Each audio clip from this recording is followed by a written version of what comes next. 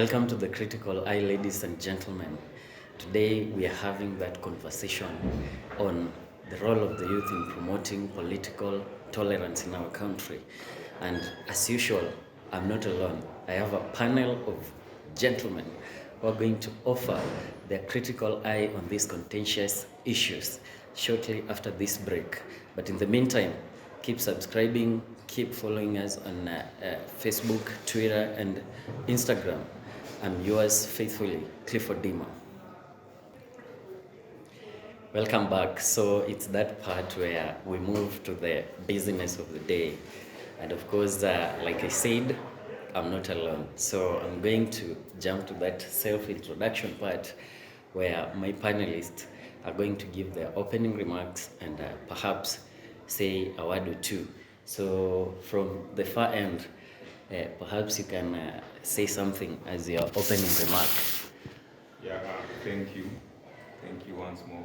My name is Aswan, and I'm grateful to be hosted here on this panel to discuss a few issues here and there concerning our great country. Thank you. Welcome to the Critical Eye. So I'll jump to the gentleman in the middle. Yes, my name is Okumu-Chairperson. I'm a student leader. I'm also the chairperson of the Kisumu Young Leaders Forum. It is a forum that brings together students and leaders from all the corners of this particular county. Mm-hmm. And regarding today's topic, it is something that we need to talk about. We are approaching elections, Mm-hmm. and it is about that time that people inevitably will disagree and agree at some point. But for us to be able to move forward from an election as a collective unit, we need to discuss how to tolerate each other. Okay. So that's all. That is it. Okay, thank you. And then finally, Thank you very much, Cliff. I'm not a visitor in this forum. I've been here several. In fact, among the two, I'm very popular. okay. My name is Vincent Opiyo, an aspirant, West Game, MCA 2022. And I'm very glad to be in this forum to discuss issues affecting our nation, being that we are headed to a general election. Okay, thank you very much. Welcome to the Critical Eye. And of course, we wish you all the best in your aspirations. So perhaps we're going to start our deliberation by, first of all, when someone mentions something like political tolerance, what do you understand by that, Vincent? Anytime political tolerance is mentioned, what comes into my mind is how we accommodate each other's view in matters to do with politics. We may disagree at some point, but the disagreement should not make us fight or beat one another. We should disagree agreeably. Okay. That means at the end, we should come up with a final solution that satisfies both parties without warring. With the main intention is to make sure that peace is maintained. Okay. Yeah. Thank you very much. Seth, perhaps you can add some eyes on top of that cake. Yeah, just to build on what my colleague said, when you talk about political tolerance, isn't it? But political tolerance for me is that idea where we can come together, we share our ideologies, we share our beliefs, and we share our thoughts. And in as much as we may not all agree, but because people have various opinions, we have to agree with their opinions. So as much as we are diverse in how we reason and how we look at things, but there is a point where our ideologies agree. Okay. Aswan, Yeah. do you have anything to add? Or perhaps if you differ with what the two gentlemen had to say, you can also... I'm not differing with them. In fact, I'm in line with them because when you talk of political tolerance, is the extension of the civil rights or the basic rights entitled to the citizens who have different opinions to have that full protection of the law of the land. Yeah. Okay. Perhaps maybe just to add on that, can you tell us what you feel about political tolerance in our country? Do you think Kenya is mature enough in terms of political tolerance, especially with an eye on the rising political temperatures in our country as we edge closer to the next general elections? Yeah, that's a nice question. In fact, currently, I cannot say that Kenya is not fully having that political tolerance. Some parts of the nation are a bit having political intolerance.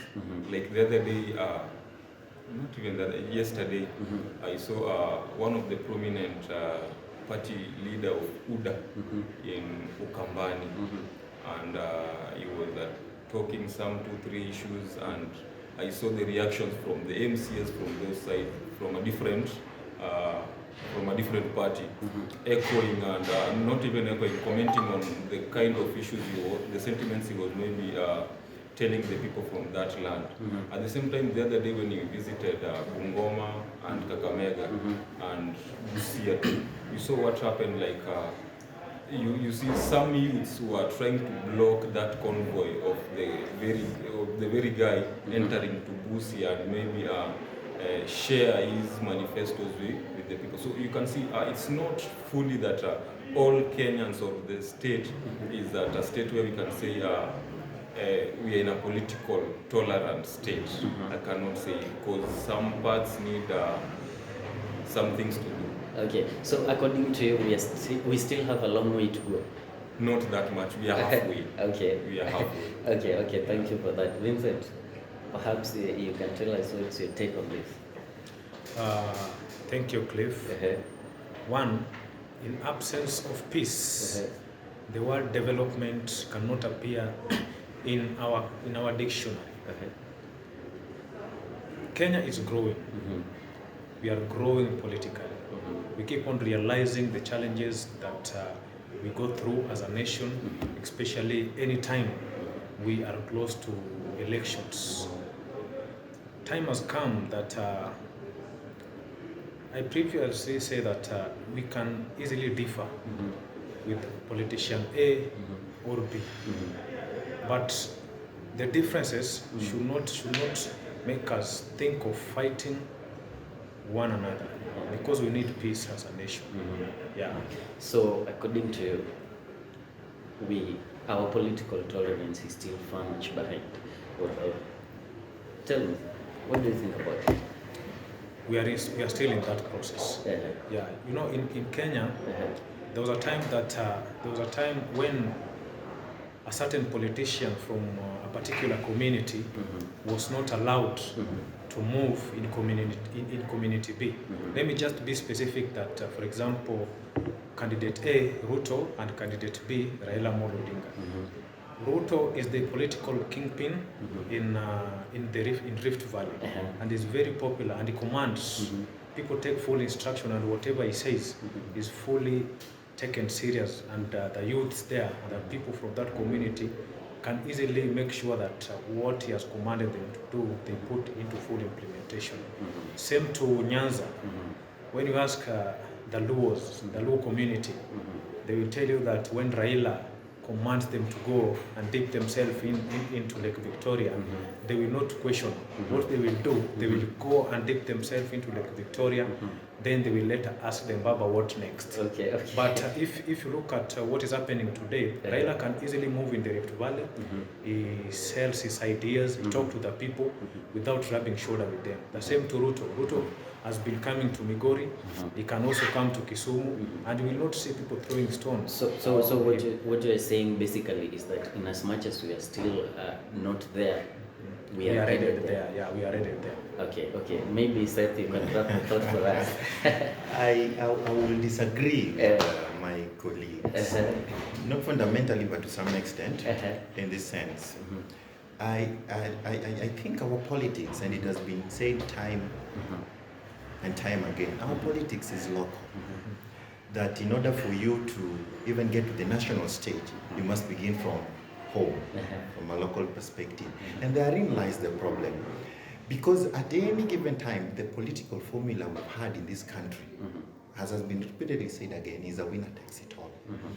And so what happens then is that each and every person who feels like they have a stake at the bigger positions, the presidential position, the deputy president position, would feel left out if perhaps the person from their tribe or whoever they supported do not get that political seat.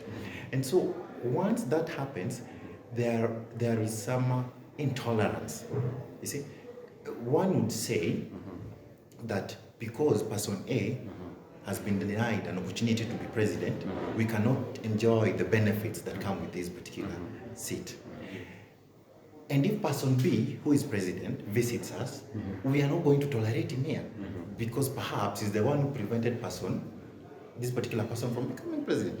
And so it begins from that basis where our politics is local. So for me, I think we still have a long way for us to be able to say that we are politically intolerant. Instances have happened, not even at the political scene, even at the local scene. The other day in Kisumu Central, the incumbent and the one aspirant, their supporters fought. And these are people from the same geographical location. They are intolerant in that particular. So it is just that we cannot agree. I do not share your views, I do not share your beliefs. But rather than disagreeing with you in a civil manner, I resort to other means to express my displeasure. So I do not really think that we've reached that point where we could say that we are tolerant as a society. We still have a long way. We still have a long way to go. Yes. Let me add something. What also could contribute to us not achieving that political tolerance is poverty. You see, specifically youths. Youths are highly educated, but there are no jobs. So the politicians takes this as an advantage. Politician A, for example, what happened in Kisumu, the incumbent with one of the aspirants, their group, each group thought that they are too superior than one another, through which their leader, all these politicians, gives them a token. And they are paid, or they are given this token to hate or to cause chaos wherever the opponent is selling his views or is trying to tell people what he's going to do on the ground. Okay. Perhaps before we'll get to that later on. But Seth, yes, you mentioned something about regional supremacy battle. We want that our boy takes it all. And of course, perhaps Nani, in 2017 presidential debate, I was a keen follower of that debate. And the former Prime Minister, he noted something about homeboy mentality. What can you comment about the homeboy mentality types of politics as a factor in promoting political intolerance? I think when it comes to this factor of this is our person, our own, we have to support our own. It has a history if you look at it, and the history begins at independence. That at independence there are certain people who were given privileged positions to occupy in trust for Kenyans. But then what happened thereafter is that rather than use these positions to the benefit of Kenyans, they used it for their own gain. And so we built this particular notion that for you to be able to accumulate wealth, for you to be able to be in a position in a society where you are heard, then you need to accumulate wealth. But perhaps so it comes fast forward to 2021, 2017. We feel that to be economically empowered as a people, that for some benefits to come to us as a region, then we need one of our own to be in power. And if you look at it keenly, that has been the case. If you look at the development that has happened in particular regions, in this particular country where they have had presidents or influential people in power. You cannot compare it to regions where it has been perceived as the opposition. Okay. So development is related with presidency. Yes. So that is why people need their role. We need our son or our daughter to occupy that position. We'll come back to that later. But as well, it seems like you're boiling. No, I'm not boiling. He has got an ideal point. Since the inception of politics in this country, when you look at history, for you maybe to become a leader, you are supposed to be a leader in your region. At least you are the kingpin. The people of your region maybe listens to you and takes instructions from you. For you to now maybe clinch that position you want to clinch, maybe of being a statesman. Okay, so I'm glad that you mentioned all this boy mentality, this poverty, and where did the rain started to beat us when it comes to the question of intolerating members of different divides. For example, the other day, Jimmy Wanjigi was stoned in Migori, and of course, same happened to William Ruto and was it Kakamega? Busia. And of course, Raila Odinga the other day was in, where was it that he was stoned? What can you comment about it, Vincent? Where did the rain started to beat us? Cliff, in all perspective, foundation plays a very important role, be it at family level and in the national level. If you trace back from independence, just as my brother Seth has said, that we related development and getting resources in different regions only when our own is in top seat. And this has made, especially some of the communities, hating one another.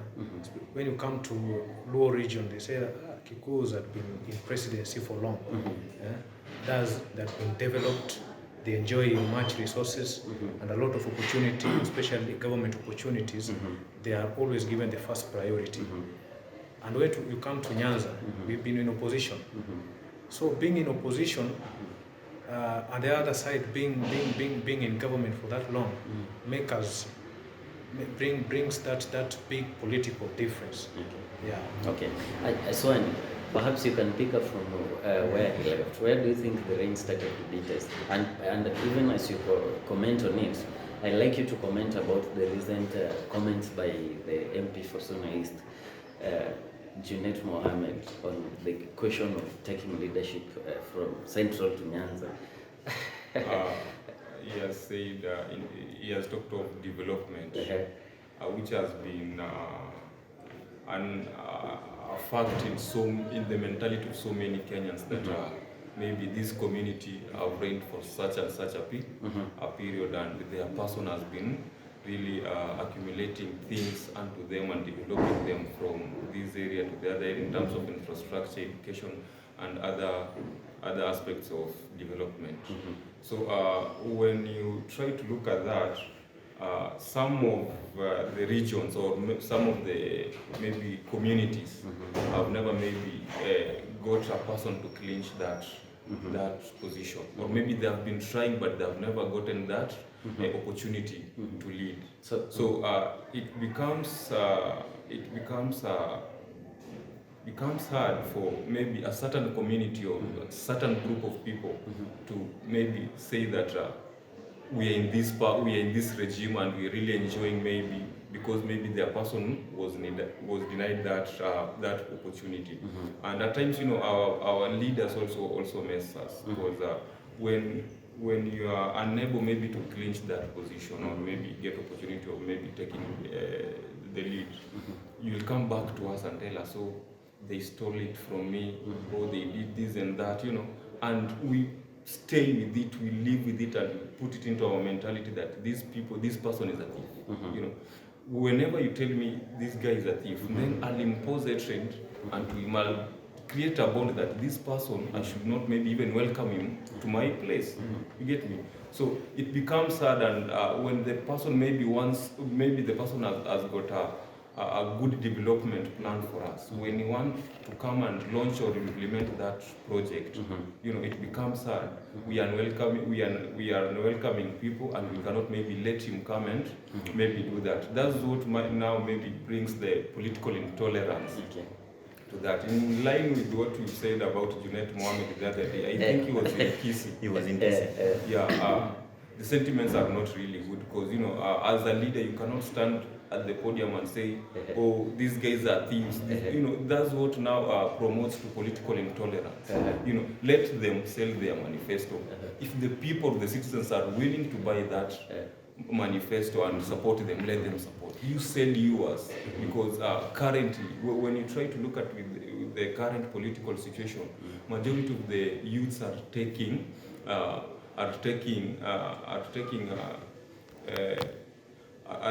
part in the politics. You get me?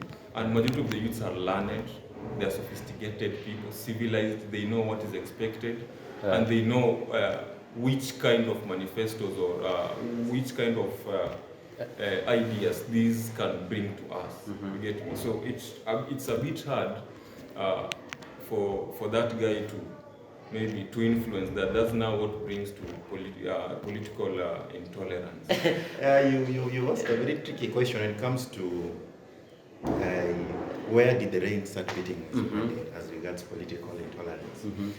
And I will just still go back to the point I made earlier. When we attained independence, there were certain structures that were in place. There were certain mechanisms that were in place. When we got in, there was some fundamental shift. There was some fundamental change. So we were unable to build from that. And that is where you find that we had a lot of issues with political parties. Development is tied to ideologies. You must have a certain ideology for you to be able to develop. And one of the reasons why we have a lot of political intolerance is because of the political parties, the nature of the political parties. They're regional. You see, they're tribal. You find a party like Ford Kenya, it is only in Western Kenya.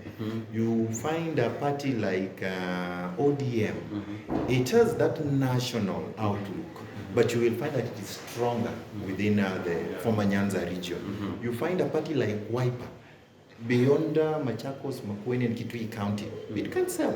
So the nature of all parties is such that we don't have a national outlook. Jubilee tried in 2013 when they came together. ODM also tried with that national outlook. But the manner in which, the vehicles in which these politicians ride on is built on that tribal or regional balance. And so in a way, and what Aswani said is true to an extent, that if someone would come and tell us that so and so stole elections from me, as supporters, and one thing we need to know is that the politicians are not intolerant towards each other. These are people who drink, they socialize, they talk after these elections, they treat each other. It is us as the supporters who have issues each and every day, we throw stones. And so we need to have a change in our mind. We need to be able to agree by ourselves. Number one, regionally, secondly, and then nationally. That politics, in and by itself, is not the end. It's just a means to an end. So according to your eye, yes, the culture of political parties is also a kind of a disease. Yes, the political parties, that is an underlying problem. You see, the political intolerance, these are just symptoms. There must be something that is underlying. There must be a problem. So if we can diagonalize that, it is how we have structured our politics. We have structured our politics around ethnicity and tribalism. And political parties is one of the underlying factors. It is one of the issues that gives us a lot of And in fact, problems. the political parties has brought a lot of issues within our nation, and specifically our regions. For example, let's say in Kisumu, we may have 5 aspirants. Aspirant A is in ODM, B, Wiper, C, Kanu, D, Fort Kenya, the other one, A and C. But being the one of them, maybe a candidate candidate may have good manifestos that may change the lives of people within Kisumu County. But because of the cloth of the political party is putting on, he will not be tolerated or be allowed. In fact, even his security cannot be that good. And also the people supporting him cannot be tolerated. So they will specifically say no. Whether candidate A who is an ODM member is bad, is not development conscious, doesn't have good manifesto, will vote for him just because of the party. Okay, good. Thank you very much for those very powerful remarks. So we jump to the point where I noted that in your self-introduction part, all of you are to some extent leaders in different ways. And of course, among us, we have a learned fellow. So perhaps you guys can, give me some of the solutions that as a youth of this country, we can, pursue this kind of purpose to salvage this situation, to promote political tolerance. Because you agree with me that even as 2022 comes, political intolerance has really beaten us on our flesh. You remember since 2007, since 2017, you saw what happened. So perhaps I'll start with the aspiring MCA. Now that next year you will be in the ballot, you can give us some of the solutions that you will be advocating for in order to make sure that 2022 we don't see any kind of political intolerance. Thank you, Cliff. I want to speak now as an ambassador of peace. Not as an aspiring. As an ambassador of peace. I'm an aspirant, but I want to talk as an ambassador of peace. Okay. I said earlier that we cannot talk of development or a good economy without peace. Peace is very important. I'm willing and I'm really ready to disagree with other aspirants, fellow aspirants, all the people that we are fighting for this seat with. We'll disagree on several issues, but this disagreement, I don't want it to reach a point where we engage the jobless youths to fight themselves or to kill themselves or to burn individual homes because of us. We will disagree, but at the end of the day, I'll make sure that this disagreement is not extended to war. Okay? Yeah. Okay, thank you very much. I'll jump over to the learned fellow. You've not reached that level of senior counsel. When they call you senior counsel. But in answering your question, I would also just briefly go back to one of the reasons why that intolerance is still much alive. It's also because of the agencies that were set up to counter this intolerance. They have been, for lack of better words, paper tigers. They just exist in acts and pieces of legislation, but they do not execute their mandate. I do not know if there is any politician who has been prosecuted, convicted of those crimes as contained in the National Commission and NCIC Act. I do not know. And it's also because most of these appointees in these commissions are also political, so they cannot prosecute their own person.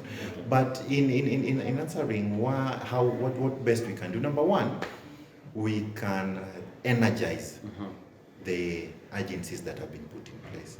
We have the NCIC Commission that is supposed to regulate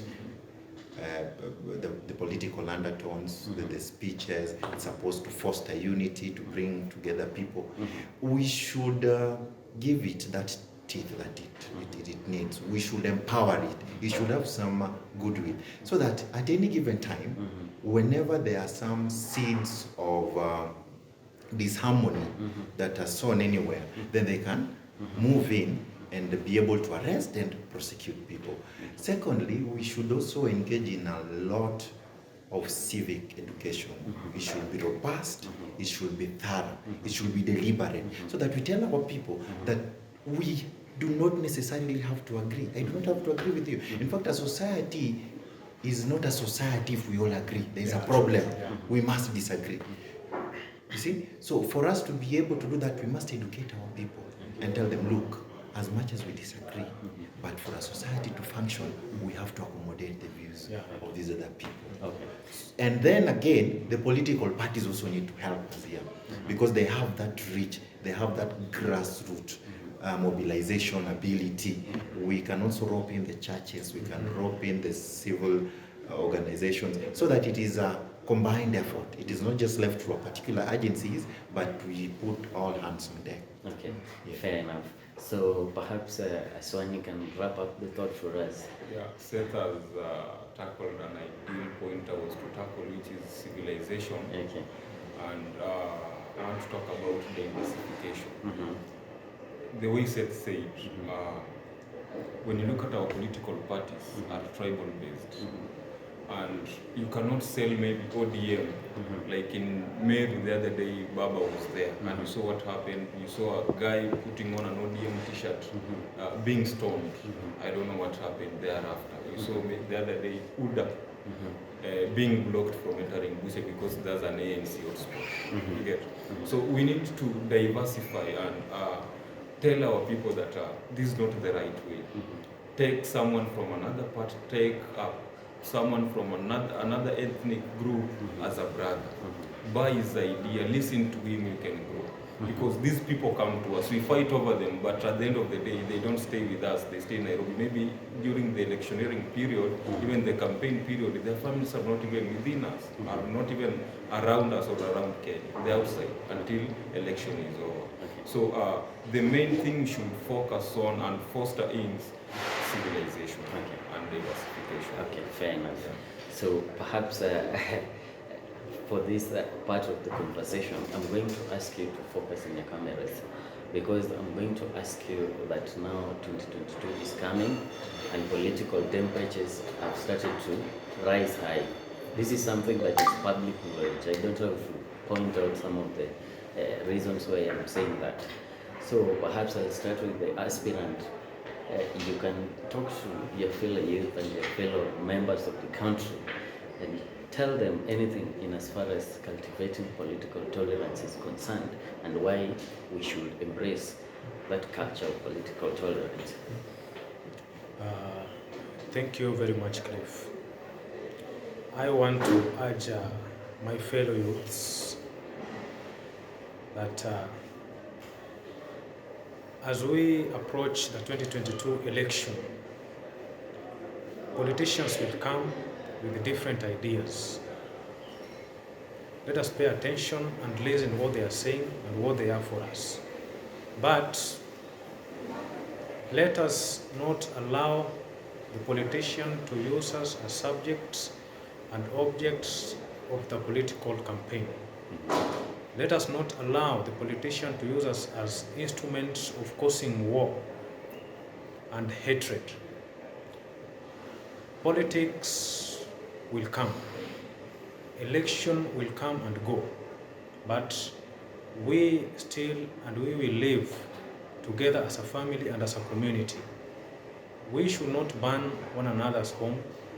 We should not kill our neighbors just because of politician A has paid you to do so. No. Let us love one another. Let us tolerate each other. Disagreement is there, but a good community disagrees, but the disagreement is not extended to war, and we will realize a development as a community and as a nation. Peace is very important.